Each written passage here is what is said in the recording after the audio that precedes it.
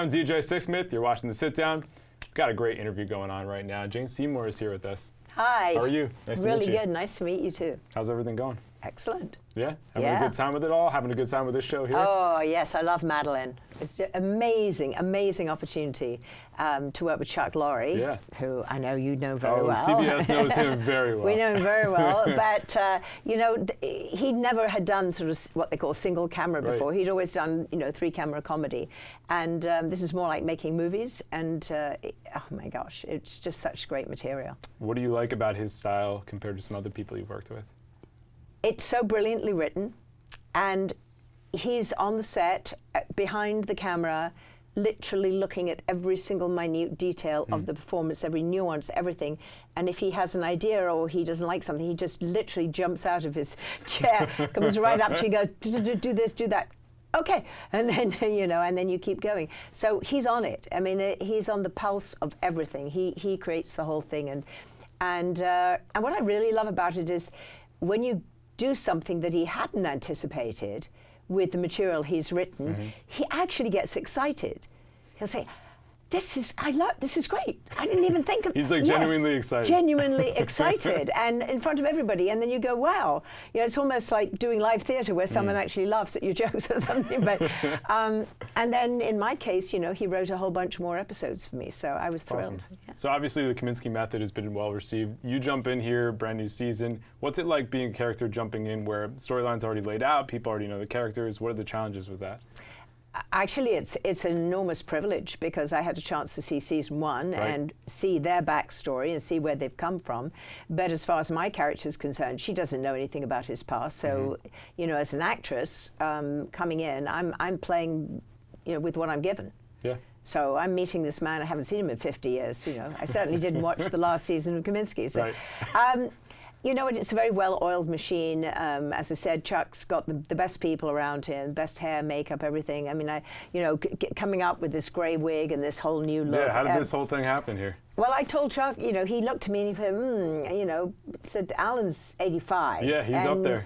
You're getting to, you know, 69, but how are we going to get you to look like you belong together? And I said, no problem. I said, you know, my whole face moves. I don't paralyze my face. So put a gray wig on me and I'm yours, just a little acting. So I always tell people that we met in the middle. You know, Alan was playing younger and I played older, and we met in the middle. That's awesome. So I told you Sarah Baker was here a couple weeks ago. Yes. And she said Alan's one of those guys who just loves to talk, but like not about acting, just about like family, like stuff in the real world. Like, what have been your experiences with him that you've really cherished?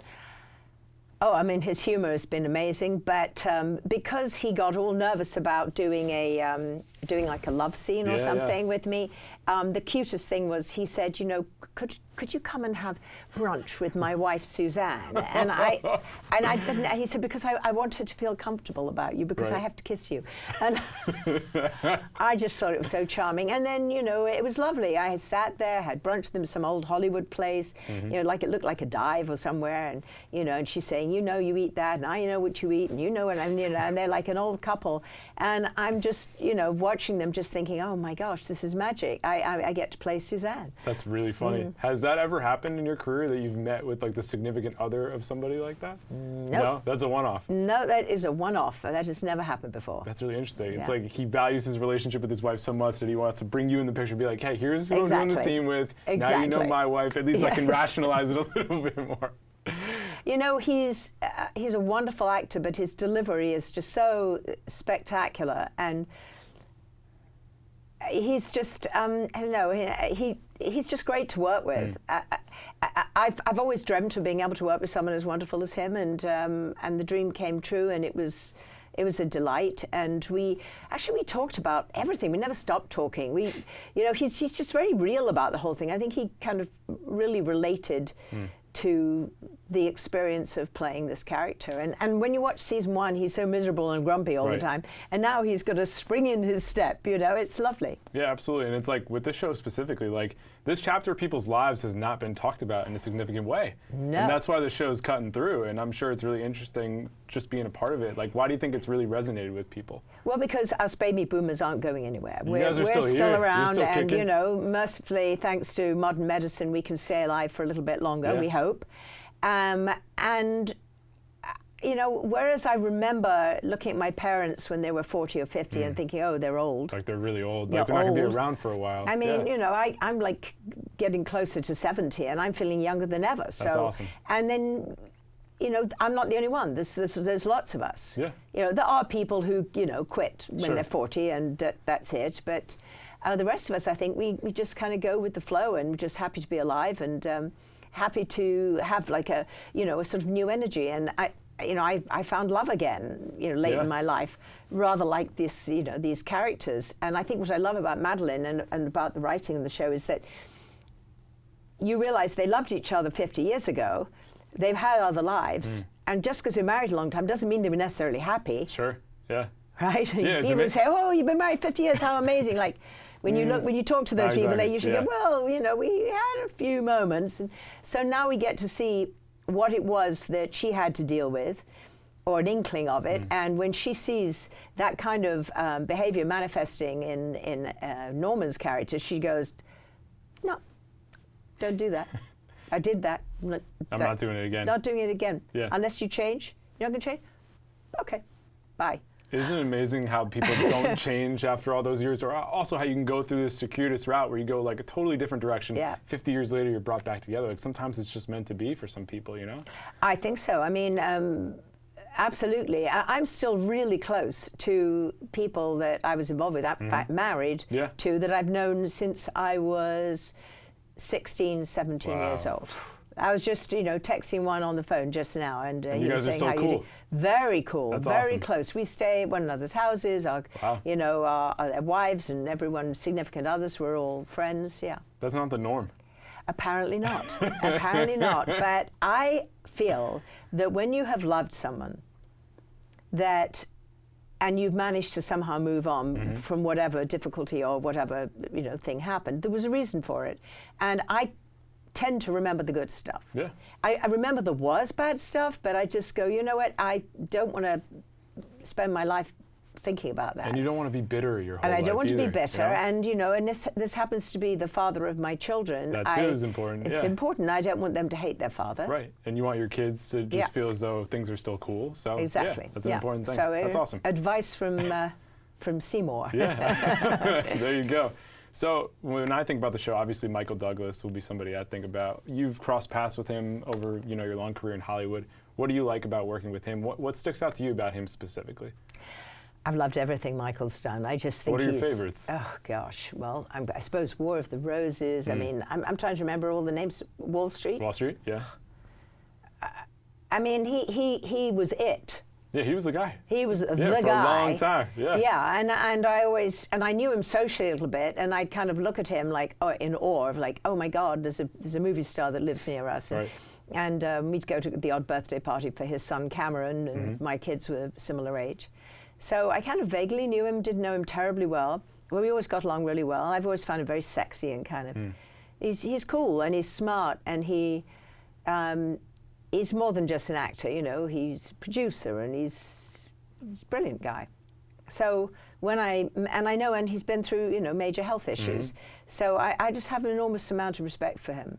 And the fact that he's doing the show, I think, is fantastic. Yeah, he didn't have to do anything. He could have just folded it up and been like, I've had a great career. I'm sick now. I'm going to get better. He still had that interest. He still had that passion to go do something. He did, and he's representing, you know, what we all deal with later in years, which is never spoken about, which is, you know, who goes first? How do you go? You know, are you in pain? What do you deal with? How do you deal with the kids? You know, what happens if you fall in love with someone half your age? Right. and all of the above. When do you feel like that conversation started to happen? Like, when did it shift that we're like, we're not going to talk about this, to, okay, now we can start talking about this and actually like start making shows about it too? Well, I mean, I haven't seen shows like this. This is the only one I've seen that's really done. I suppose Curb Your Enthusiasm. Yeah, sure. I'm a huge Curb fan. Oh, so. I mean, Larry David is incredible. Yeah, because he was dealing with some stuff in that show. It was like, all right, I'm getting a little bit older. I'm dealing with this with my wife. We're getting divorced, you know. Yeah, but I think, you know, it's very important to deal with that, because that's real life. And I mean, that's why we want to watch these things, because we vicariously live through those characters. Definitely. Speaking of real life, let's talk about Wedding Crashers, because families are brought together. There's definitely some interesting stuff there. It's almost been 15 years since Wedding Crashers. I can't believe that. It's pretty wild. So that is wild. Yeah, because a lot has happened in your career since, but and like, it went, psh, went right by. It goes by that quick, though. Well, when I did Wedding Crashers, I'd never really done comedy before. Right. Or not Opens that you up to anyone a knew. whole new audience. It really did. And then people said, oh my God, she has comic timing. And I think I probably should have been a comedian all along, but I didn't look like a comedian, so I wasn't allowed to be a comedian. So how did that all go down with you getting the part and then also like you flexing those comedic muscles? Okay, so I read the script and I thought it was the funniest thing I'd ever read. And I thought that scene particularly was the funniest thing I'd ever read. And then I thought, I've just finished Dr. Quinn, you know, the Dr. Quinn fans, of which there are in 98 countries, are going to be, they've never watched an R-rated movie, so no, I can't do this. So I looked at the script, and then I read it again, and now I'm laughing even louder. And the third time I just said, it's just, you know, it's such a shame that I can't do this. And then I thought, well, maybe I can. Why not? Yeah. So I went in to meet, and of course they were meeting every woman my age, every major star you've ever heard of. It was hugely competitive. I had no idea. And I came in, and I'm not a good auditioner or text, you know, I've never really done it. You know, I starred in my first thing, and I've never really been good at doing auditions. And so they have, you know, this little tiny camera, and the casting director, middle-aged woman, very nice woman, she puts it down and said, okay, say your name, and then just, you know, do the scene. And I'm playing it with this woman, the best I can. And then they call me up in the evening and they say, could you come back?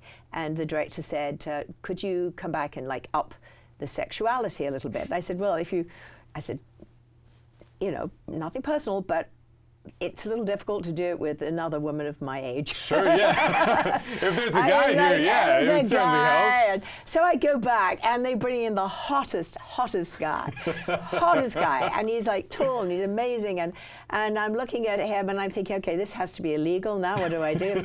They put us in a little room. They say, go rehearse. I'm there, and I'm thinking, oh God, oh my God, and I wanted them to know that I wouldn't be afraid of, you know, having to. Actually, we never see my breasts. Right. Spoiler alert, but we don't.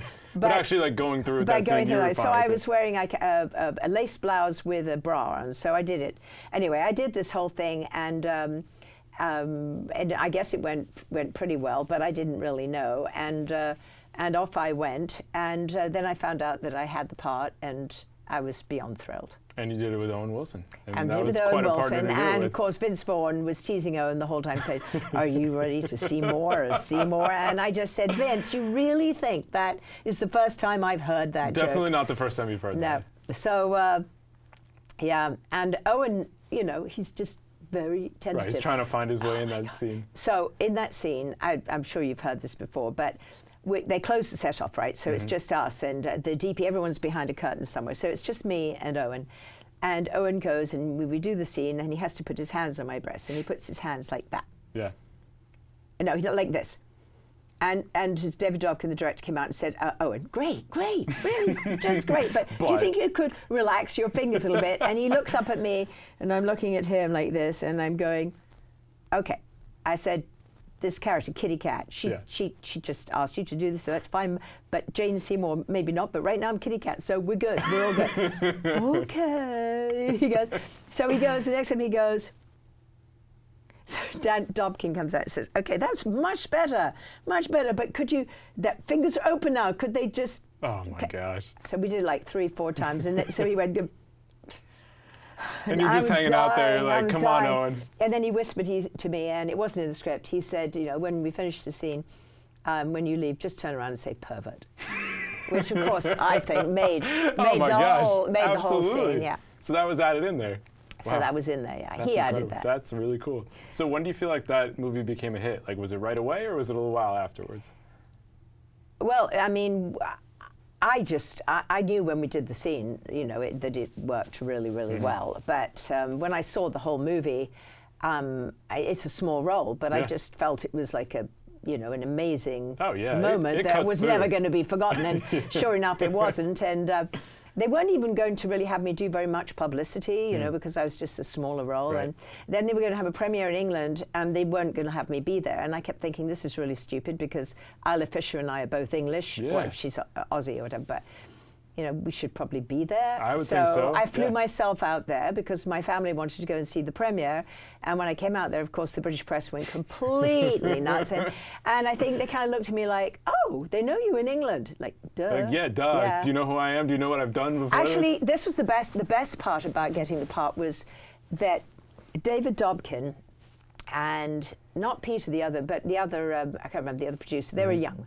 And they said, oh yeah, we've loved you. We loved you in Live and Let Die. And I'm thinking, okay, that would have been more than 35 years ago. Right. And you think that I haven't done anything since. Yeah, it's like what about my whole other catalog? Twiddling my thumbs, waiting to do something after Live and Let Die. They honestly, I had not hit their radar.